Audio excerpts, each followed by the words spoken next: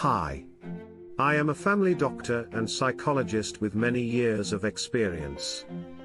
Today I want to tell 3 instructive stories from my clients about infidelity.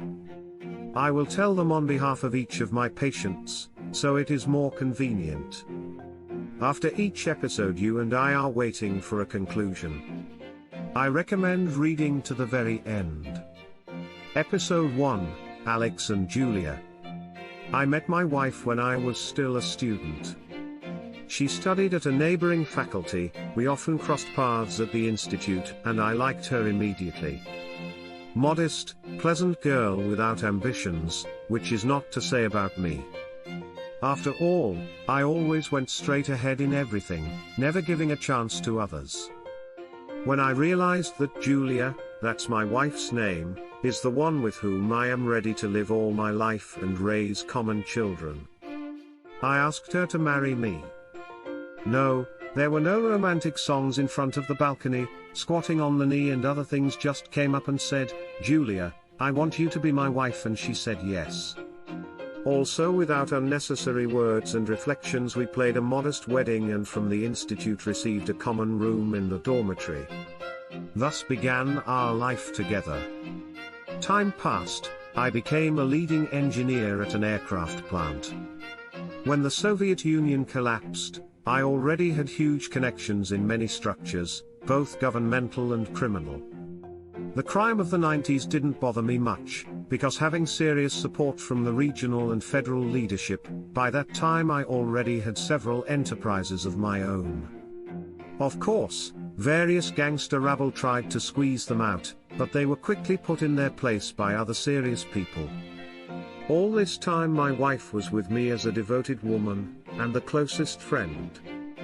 We had 2 wonderful sons, who now have their own business and are absolutely independent and decent guys. To her, my Julia, I am grateful in everything, in that she supported me, during the years of hungry student youth, during the period of formation, during my upward movement. Now I am 57 years old. I am healthy and full of vigor, I don't smoke, I rarely drink, I do sports. I have my own powerful financial corporation. Of course, I have been to meetings and transactions, which smoothly flow into trips on yachts and other private events, where young beautiful girls were always present. What only complaining stories I did not hear from them during sexual pleasures, which were organized by partners for, so to speak, the passage of a smooth transaction. And here is what I say, based on my opinion. Yes, I have been in relationships with other women besides my wife, but all these relationships did not go further than physical sex. I, by and large, never wanted to have a mistress, nor was I blown away by the charming young girls who were willing to do anything to become my concubines. I just slept with them to satisfy a normal, physical hunger. Nothing is dearer to me than my wife, all that I have experienced with her. Never mind, let my story be the first.